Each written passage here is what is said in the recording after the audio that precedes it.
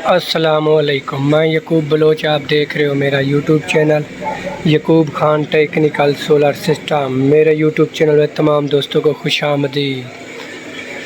जैसे कि फ्रेंड आप देख रहे हो, ये VFD इन्वर्टर से घर का मुकम्मल लोड कैसे चलाया जा सकता है और कौन सी VFD इन्वर्टर की सेटिंग करनी पड़ती है जिससे 220 वोल्ट लोड चलाया जा सकता है। तो ये VFD इन्वर्टर पहले आटा चक्की पर चल रहा था, तो इसकी सेटिंग 3 फेज़ मोटर के हिसाब से की गई है 380 वोल्ट।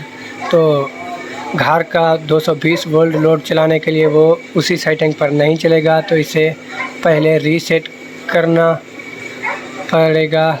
ताकि इसकी मुकम्मल सेटिंग चेंज करने के लिए इसको रीसेट करना पड़ता है। फिर इसकी सेटिंग करेंगे 220 वोल्ट लोड चलाने के लिए।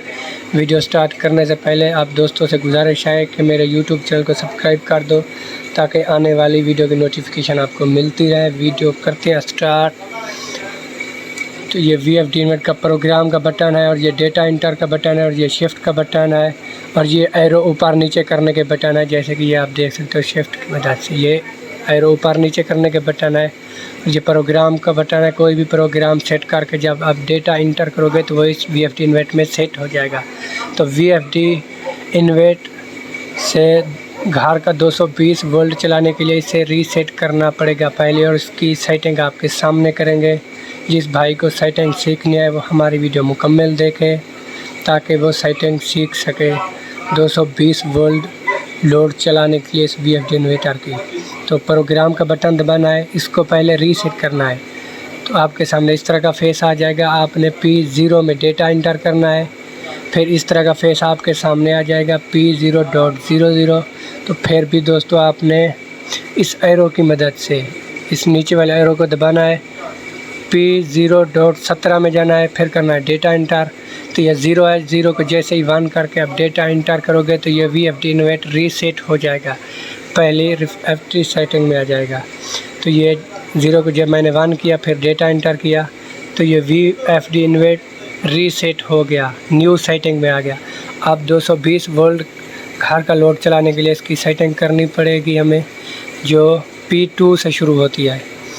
आपको याद रहा दोस्तों, हमने P2 में जाना है। इस तरह का फिर आपके सामने होगा।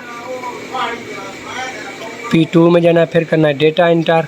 तो फिर हमने P204 में जाना है। P2.04 में फिर करना है डेटा इंटर। तो ये VFD इन्वर्टर की वोल्टेज की सेटिंग है। जो ने 2 फेज़ चलाना है तो 220 वोल्ट करना है या 200 वोल्ट ही करना है।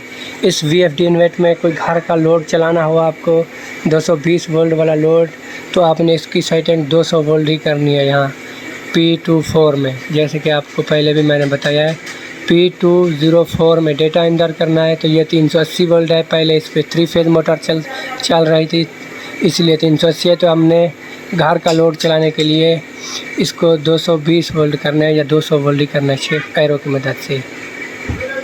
ये 220 है तो हमने इसके 220 या 200 वोल्ट पर ही घर का लोड चलाना है। तो ये 220 है हमने सेट किया है। फिर करना है डेटा इंटर। फिर अभी भी हमारी सेटिंग मुकम्मल नहीं हुई, फिर आ जाना है फुल बैक। तो आपने PB में जाना है। इस तरह का फेस आपके सामने होगा। ये PB6 है, आपने जाना है PB में। ये PB है, फिर करना है डेटा इंटर।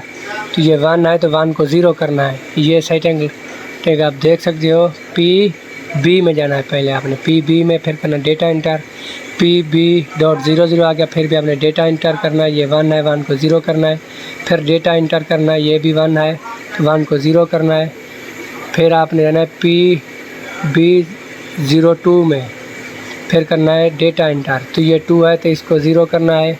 फिर आपने जाना है PB3, ये 100 है। फिर आपने आ जाना है फुल बैक।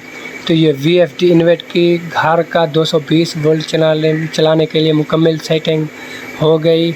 अब हम रन कमांड का बटन दबाते हैं तो ये फ्रीक्वेंसी 50 पर जाएगी। कुछ देर इंतज़ार कीजिएगा। जैसे कि आप देख सकते हो ये फ्रीक्वेंसी आहिस्ता आहिस्ता ऊपर बढ़ना शुरू हो गई है। तो VFD इन्वर्टर से घर का लोड चलाने के लिए इसकी मुकम्मल सेटिंग हो गई है। जिस भाई को घर का VFD इन्वर्टर से घर का लोड चलाना है 220 वोल्ट, तो वो इसी सेटिंग से चला सकता है। जिस भाई को वीडियो अच्छी लगे तो मेरे YouTube चैनल को सब्सक्राइब कर दो। मिलते हैं ऐसी अगली नेक्स्ट वीडियो के साथ। खुदा हाफिज़।